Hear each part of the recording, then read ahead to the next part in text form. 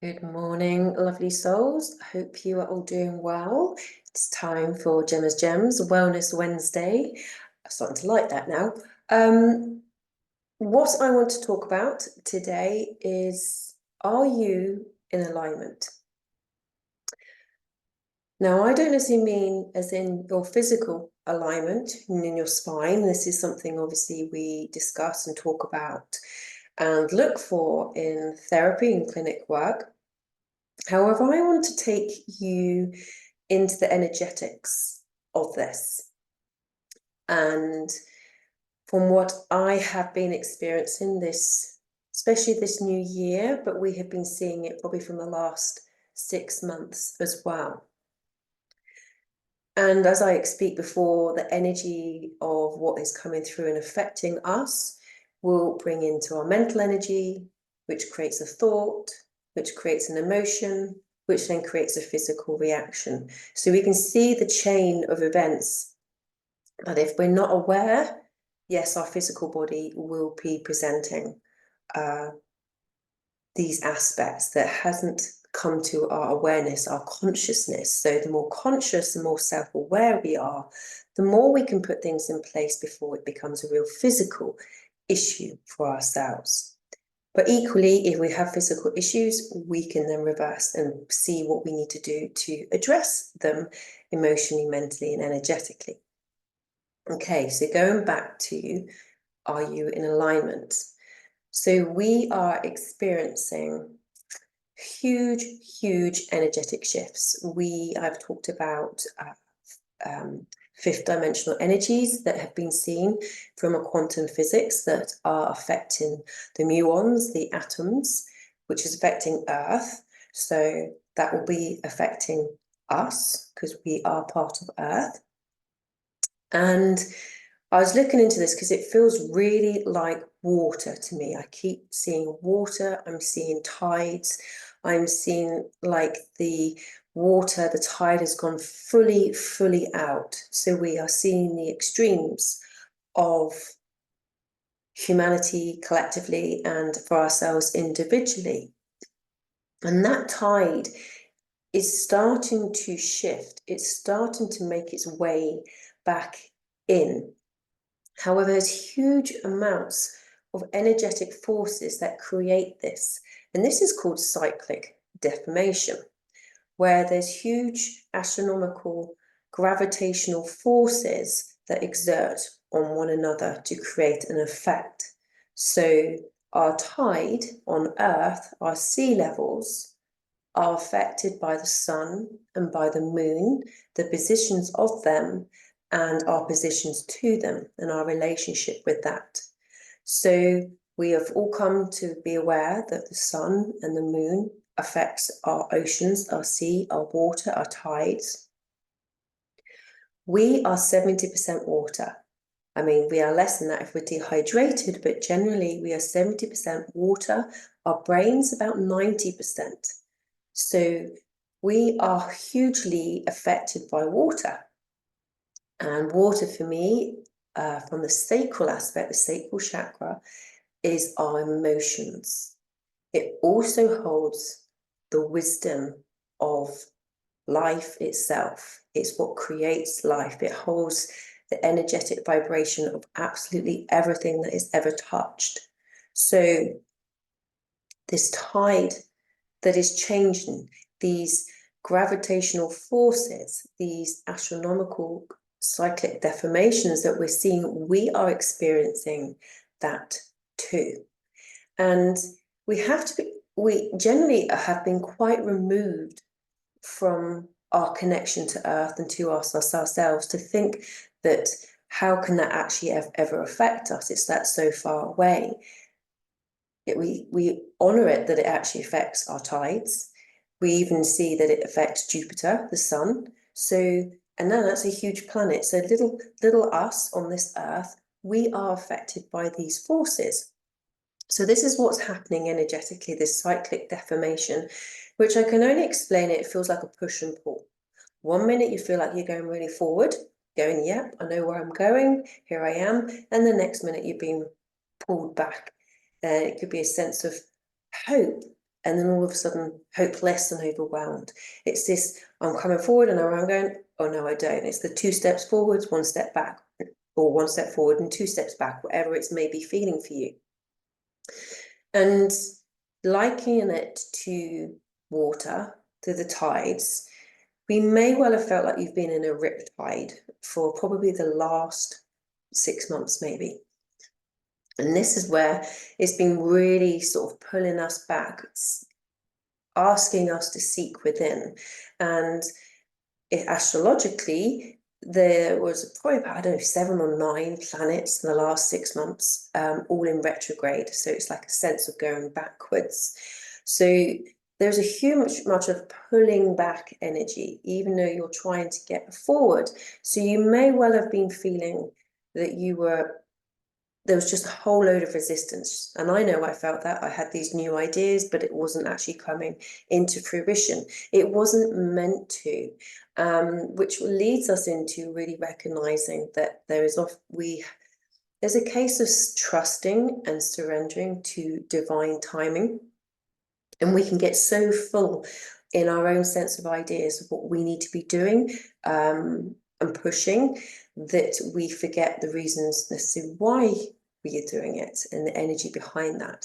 So this riptide, if you think about it, the way to survive a riptide isn't to try and keep swimming back the way you came. It's you're just going to exhaust yourself and drown. However, what you can do is trust and surrender, lay on your back and allow it to take you out, okay? Or equally, from being able to lay on your back at that point, seeing which way the tide is going, riptide, and then go to the other side of it. So you're actually swimming out of it, okay? So how is this working? Where am I going in my little poetic ways as I do? We have a set idea, our shoulds, what we think we need to be doing. We have this concept that we always need to be doing. I have been terrible with that, and this is what I'm going through, this push-pull, the balance of being in effort and doing and creating, and then in the essence of just surrendering and trusting, getting into that flow, getting into the alignment. Because when we're not in an alignment with our heart, with our joy in our minds, we are, like I say, out of alignment. We're a discoherence in our body. And you can imagine it's 2 things just rubbing against each other, which ultimately creates friction, heat, inflammation, disease. Okay, and every disease comes from inflammation. Every pain, discomfort comes from inflammation. So really, if it's pain in the mind, from mental well-being, if it's pain in the body, it comes from an essence that you're not living in coherence, you're not living in alignment to you, to your desires, to your joy, nor your soul, okay? And we are coming into that space now of living in alignment to our soul, to be living in our soul purpose. And I see it as, especially with our working life, so how you've got to a certain point where you have grown into things, so you have experienced, you have found your strengths and your area of expertise, which you're really good at. But need to find out and ask the questions, does it give me joy? Does it serve me joy? Just because I'm good at it, does that mean I'm actually should I do it? And it's now asking you, the only way is to take your strengths, take your experiences from what you have lived so far, but now start weaving in the joy, weaving in what serves you joy. So when we're living in an alignment to our soul, to our purpose, what we have chosen to be, it lights us up.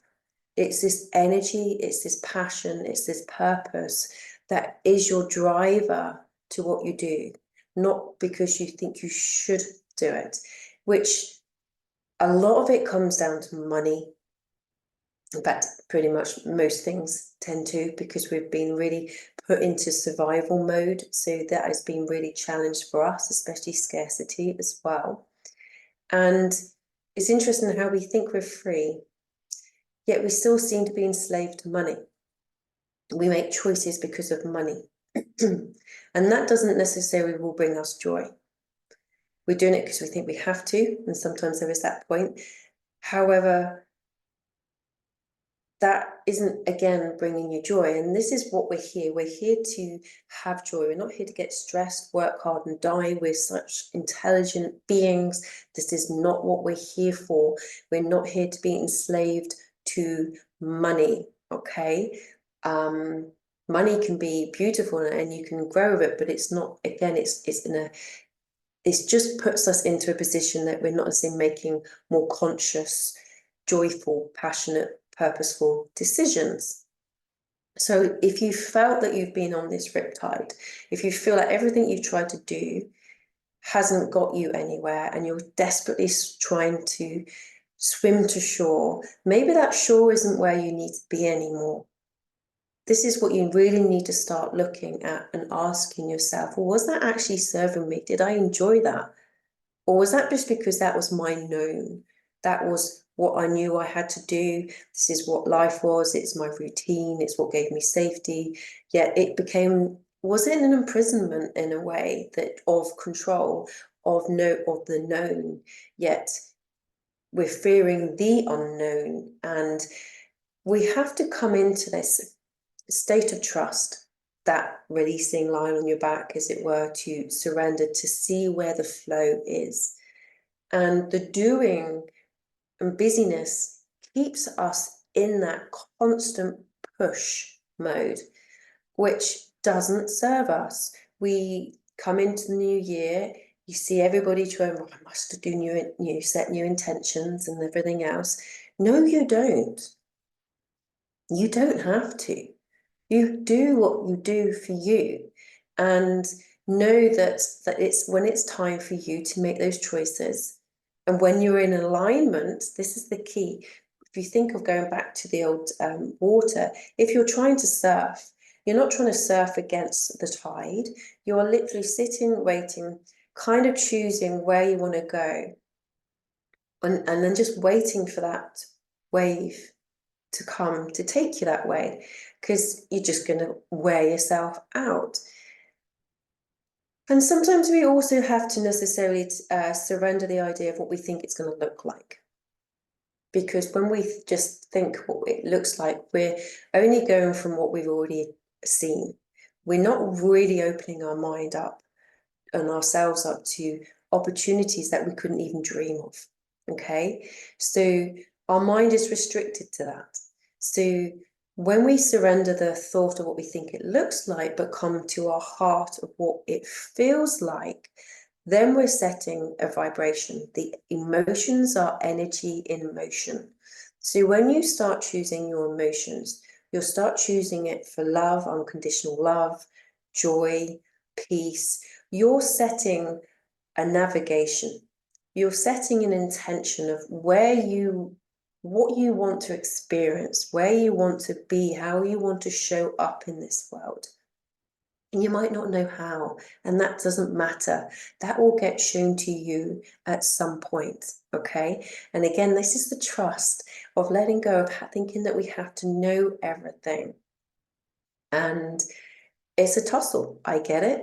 However, when you allow yourself to sit back, go more into your trust, more into your being, things present themselves. This is when we become more creative. This is when the mind enables it to shift more into the creative hemisphere of your brain, where you start to see things more from a higher perspective, where you're more in the present moment. And this is when things just drop in for you, realizations and light bulb moments, whatever you want to call it. But you have to come into that quiet time and this push, this pull. So, but once you're in alignment to what serves you joy, this wave will come and it will take you there with minimum effort. It will feel like this is easy. This is graceful. But imagine life living in that ease and that grace, that flow. How less stressed you will be in your body. How peaceful you will be in your body. And if you can feel that now as I'm talking, you can probably feel your heart soften, quieten, and you start to feel your body adjusting to that. And life can be like that. We are conditioned to be busy. We're conditioned to be comparing ourselves to each other, seeing somebody else is doing it, so I must be doing it. We're also conditioned to think there's scarcity, that if somebody else has it, you can't have it. That's nonsense. It's absolute nonsense. And when you see somebody else doing something, and you might get a little pang of jealousy or more envy. Jealousy tends to be more, I want that and I don't want them to have it, which is the scarcity perspective, belief system. Envy in itself is more, I really would like that for myself. So take that moment of going, somebody else has achieved it, I can do that too. So it's being able to shift the mindset, the miracle of shifting your perspective. That is the incredible way. So to help you with this, to give yourself time, sit with yourself, breathe into your heart, take some moments. In fact, let's just do it now. Let's bring our hands to our hearts. Take some breaths. Let your bottom connect with the chair, the seat, wherever you're at, and your feet on the ground. Uncross them as well. And just sit. Don't have to do anything. Don't even have to change your breath. Just hold this moment for yourself. Take some sighs, take some breaths. And imagine your heart, your lungs. So you're just breathing a little bit deeper into your hands. You may need to bring them lower and adjust them. Allow your shoulders to relax. Bring a beautiful extension to your spine.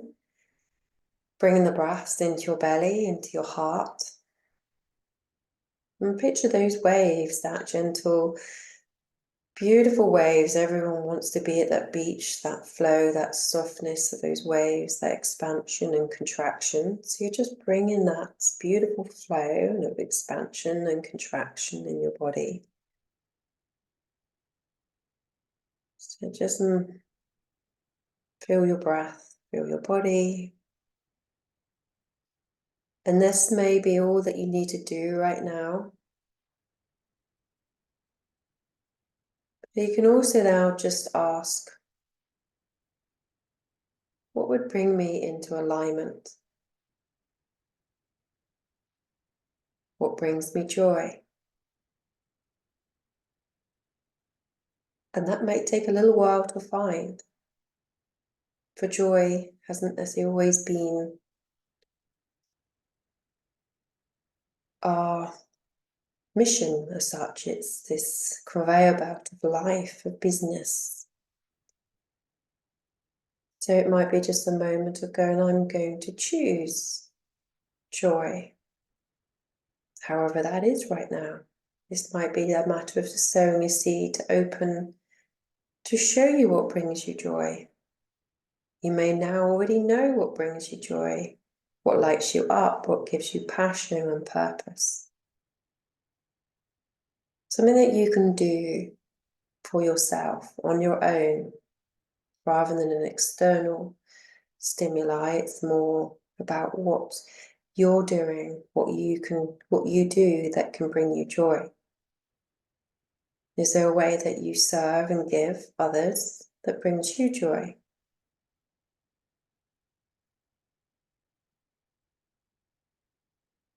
And again, just asking that question, what would bring me into alignment to my soul? What would bring my purpose?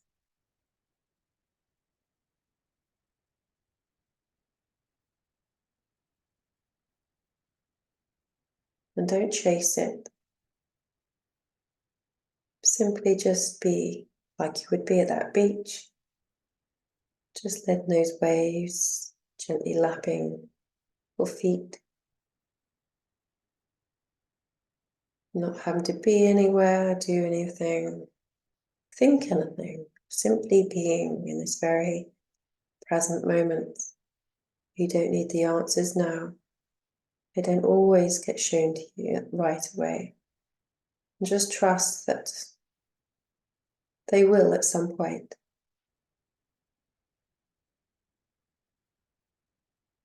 Just simply be in this moment of breath and connection to yourself, to your body, to your heart. Just imagining your whole body is expanding and contracting at the same time, like your body is opening, mind, heart, body, and then contracting, softening, letting go. Just bringing your whole body into alignment, into coherence.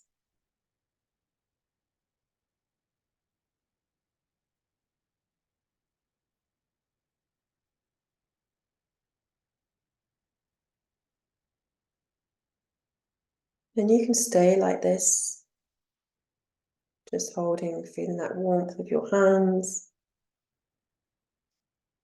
and just being in this moment, just enjoying being in your body.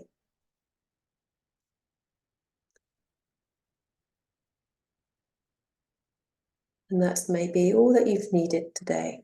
Just that resetting, that realignment for yourself, and asking what brings you joy.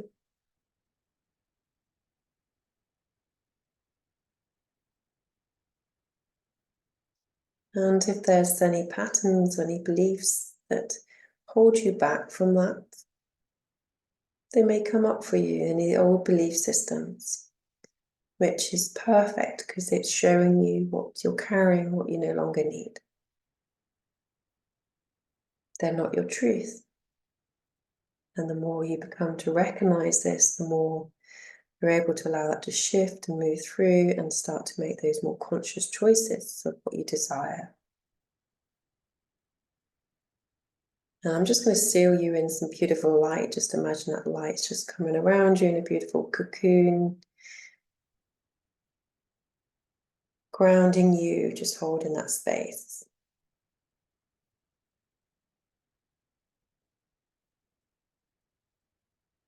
So hopefully now you're feeling much calmer.